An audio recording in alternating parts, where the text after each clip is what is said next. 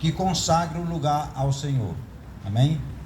Então, não se trata de um lugar, se trata dos nossos corações, se trata de nós.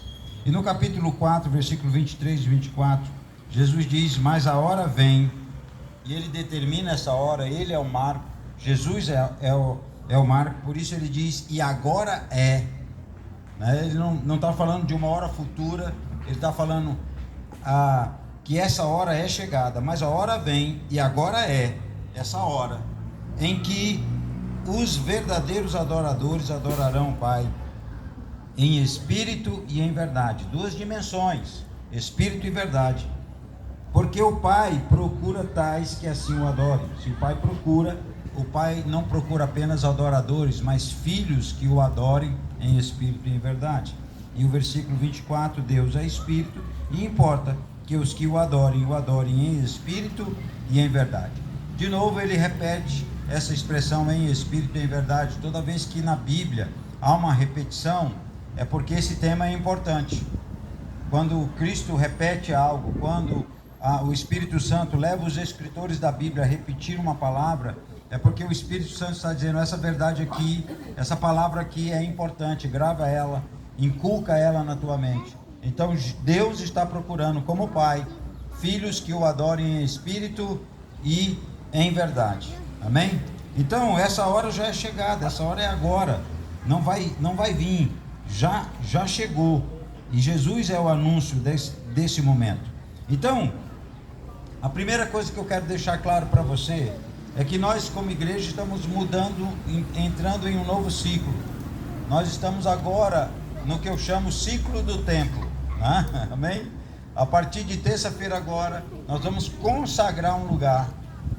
Nós não vamos inaugurar uma igreja, porque a igreja já existe há um ano. Ela existe e se congrega aqui nessa praça há um ano. Hoje faz exatamente um ano, né? Aliás, vai ser dia 1º, né? Amanhã, mas hoje fecha o ciclo de um ano, 52 semanas que nós estamos cultuando aqui no São João, e que a partir de terça-feira agora, nós vamos para um lugar, o ciclo do tempo começa. E qual é a minha preocupação no ciclo do tempo, irmãos? É que nós valorizemos mais a estrutura do que as pessoas. Nós não podemos cair nesse erro. Nós não podemos cair no erro de que a estrutura é mais importante do que pessoas. Então nós não vamos nos desligar das pessoas que nós geramos aqui, das pessoas que nós conectamos aqui nessa praça. Nós vamos continuar tendo culto aqui na praça, só que agora não é mais todo domingo, mas nós vamos ter cultos. Eu falei ali com os meninos que seria uma vez por mês, e um deles disse: não, pastor, de 15 em 15 dias pelo menos.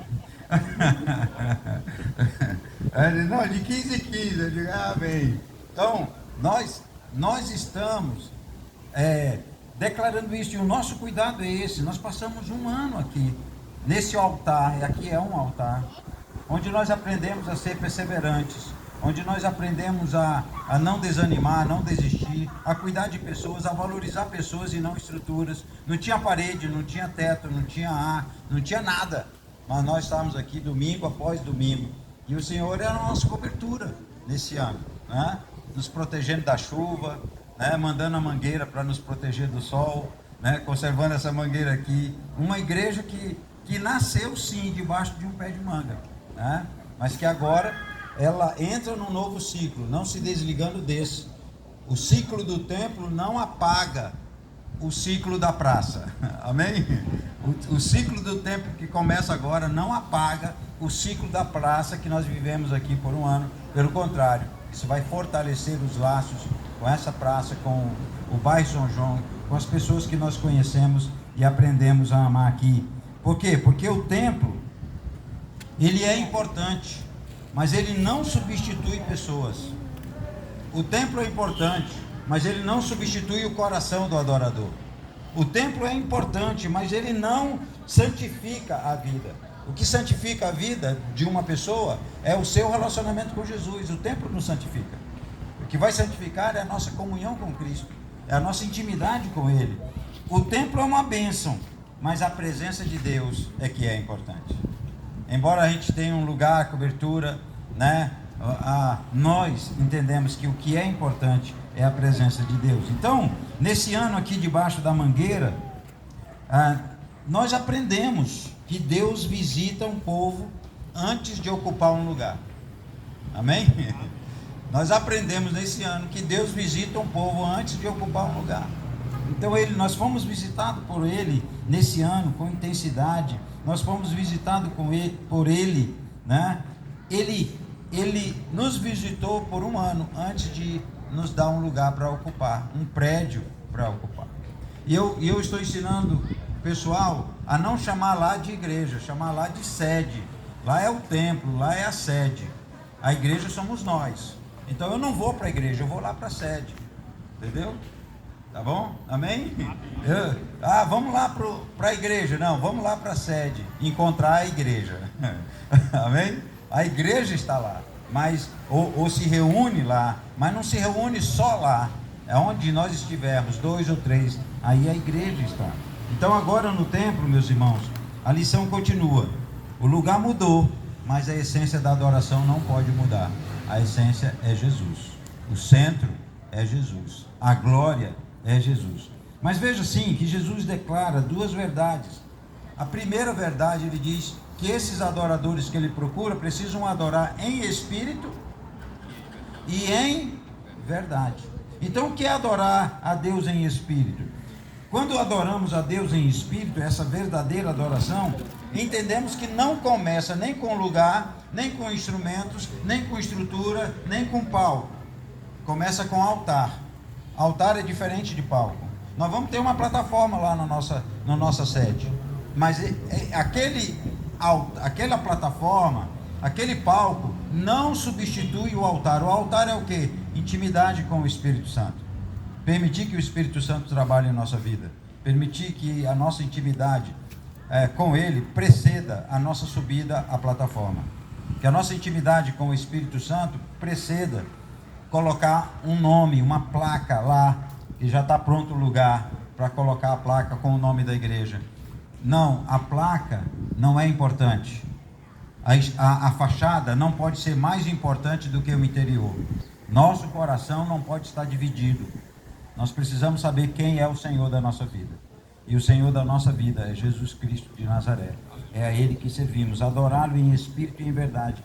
Não começa com um lugar, não começa com um microfone, não começa com uma plataforma, não começa com um púlpito, não começa com uma liturgia. A verdadeira adoração em espírito começa com um homem interior, um espírito transformado pelo Espírito Santo. Meu espírito sendo transformado pelo Espírito Santo.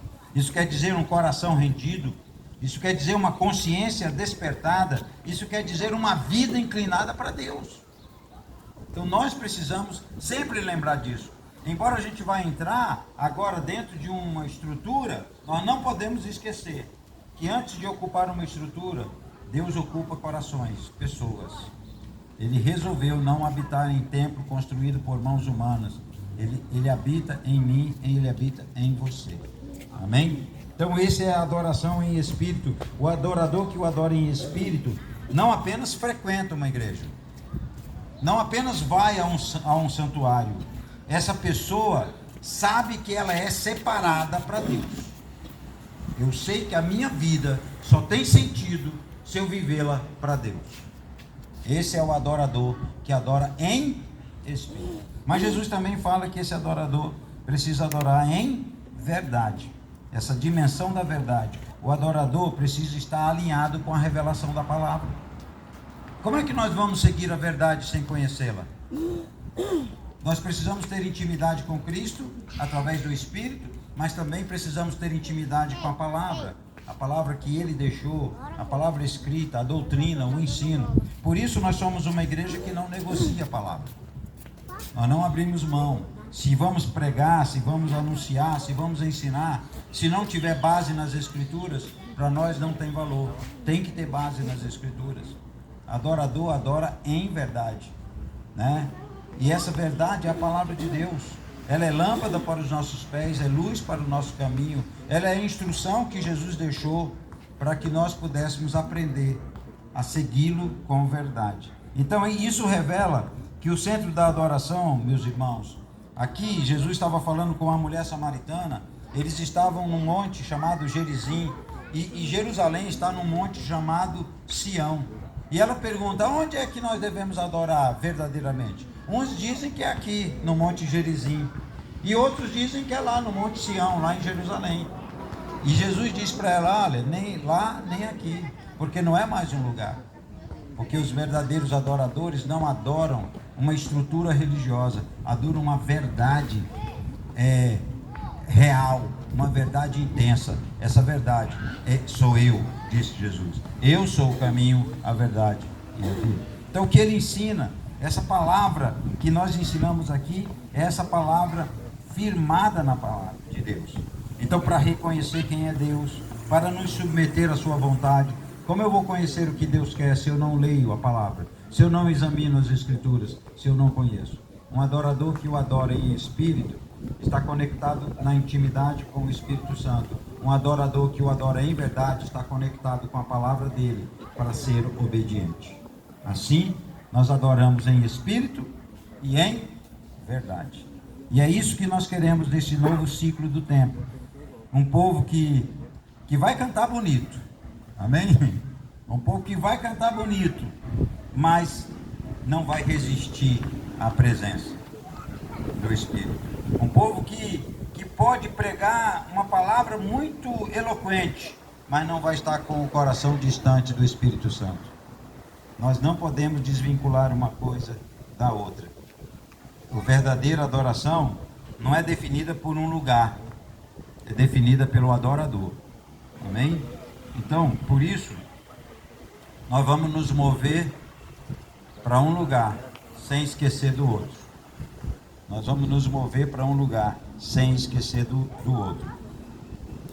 Nós entendemos que Cristo é o centro da nossa vida.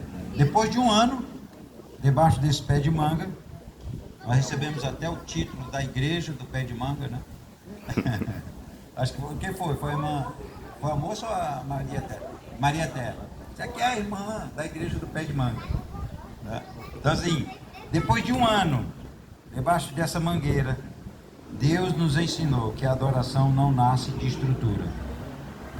A adoração nasce de um coração comprometido com Ele. Ao nos entregar um templo, agora, a igreja precisa se lembrar disso.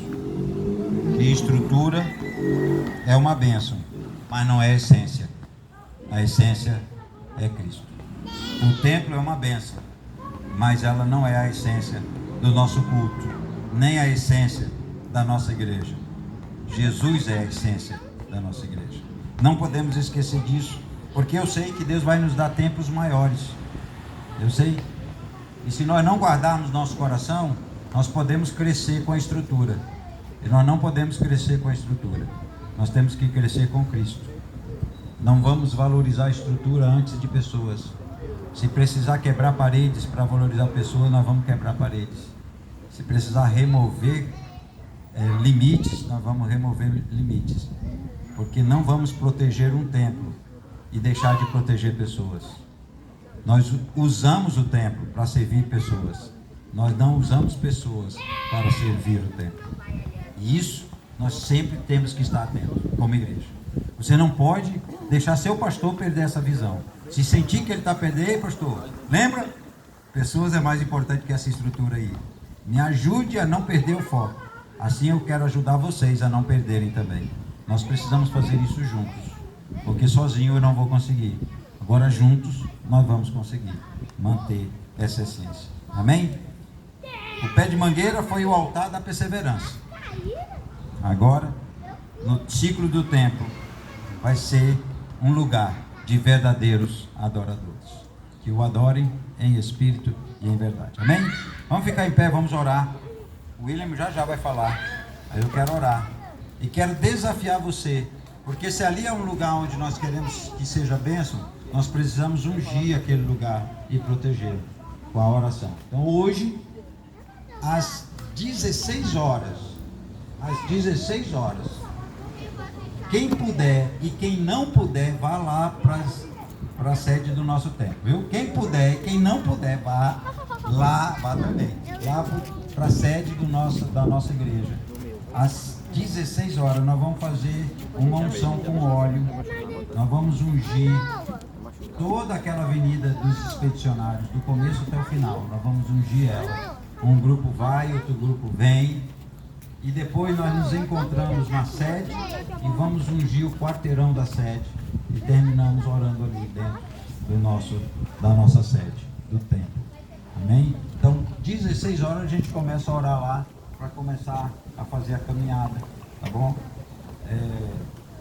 E por quê?